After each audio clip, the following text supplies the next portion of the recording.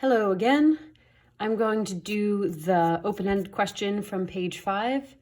I'll post a picture of my final work when I'm done, but I thought you might want to see a video of me going through the process. I also have a graphing calculator borrowed from Mrs. Ford, so now we're good and I can get final answers. So here we go. So we have a funky curve, we have a line tangent to the curve, and we're being asked a bunch of things, some area, some volume. But part A actually has nothing to do with area and volume, but it's a really good review question as we start to move into the review portion of this class and get ready for the AP test. So this wants to know, show that line L is tangent to this curve at this point.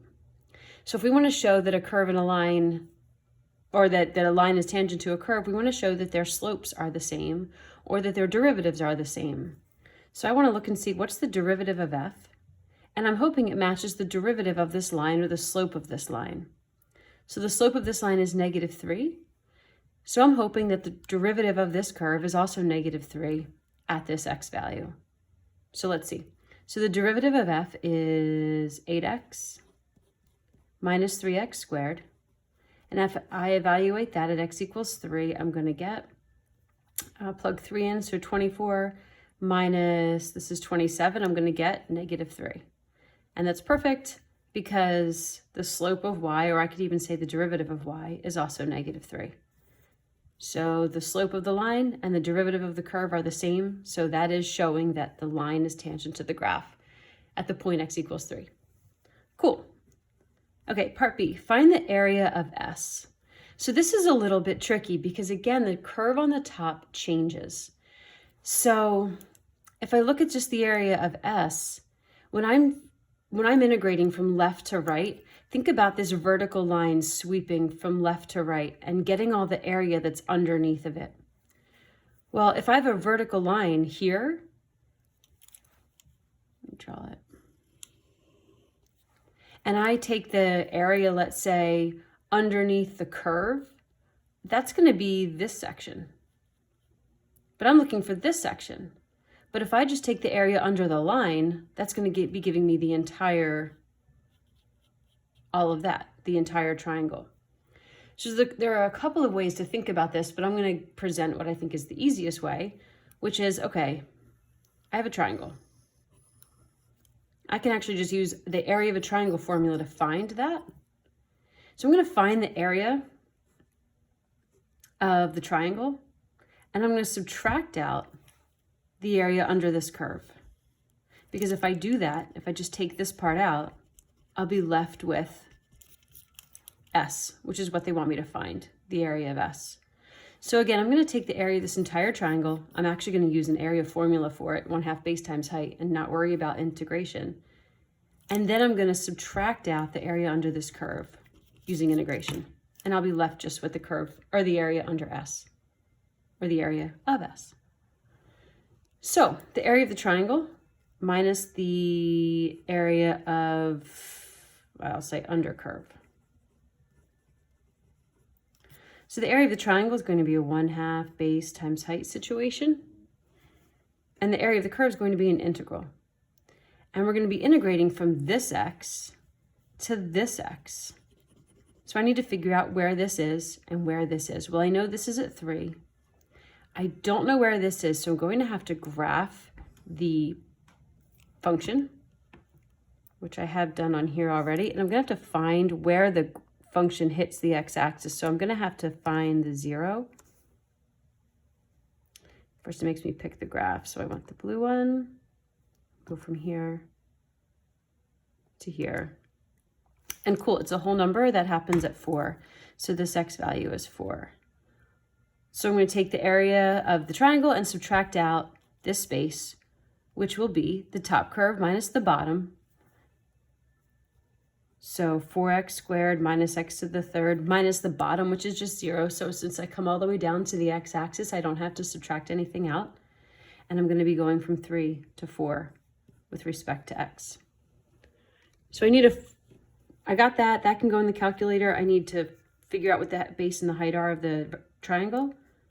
1/2 base times height. So go over back to the triangle. So I know what the height of the triangle is. The height of the triangle is 9. The base I don't know. I'm going to have to figure out where this line goes through the x-axis. I can grab the calculator, or I just need to figure out where does 18 minus 3x hit 0. And that's going to be at 6. So this guy's at 6. So therefore, the area of the triangle will be 1/2 times 6 times 9 minus this integral. Now you could actually do all of this by hand. You don't need a calculator. Because it's number 1, then that means it is part of the calculator section, so they would let you use the calculator for it. So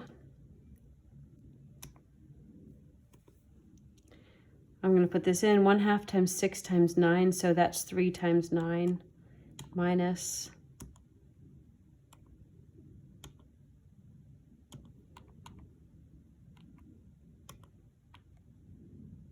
4x squared minus x to the 3rd with respect to x. I got 21.416. Hopefully you do too. All right, part C. I'm going to squeeze it in over here so you can still see it. Okay, so back to the picture. So now we're done with this. I'm not worrying about this area anymore. I don't really care about S. And now I'm being asked to find the volume of the solid generated when R is revolved around the x-axis. So this is what you were trying to learn from my video on YouTube. So I'm just going to draw over this. So I'm trying to take this curve and revolve it around the x-axis. So I'll draw its mirror image. And I'm creating these circles as I rotate. So this should be a somewhat simple problem. We need to integrate from left to right, so from 0 to 4, pi times the radius of each circle squared with respect to x. So as these circles rotate around, or as I rotate this around the x-axis, each of these circles has a radius that's different, but I can find out what each radius is if I use this curve. So I'm going to use the height of this curve to represent the radius of each circle. So 4x squared minus x to the 3rd. This integral is what you're going to put in your calculator.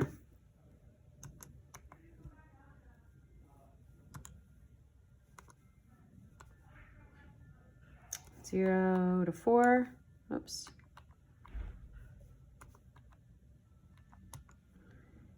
Be sure that you square the entire quantity. I usually actually put my pi in the front.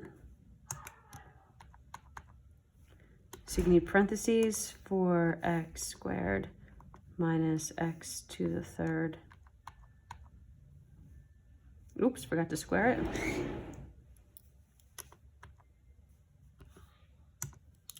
And I get 490.208. Remember 3 decimal places anytime we use a calculator, and use give an open-ended answer. All right, there we go. Hope that made sense.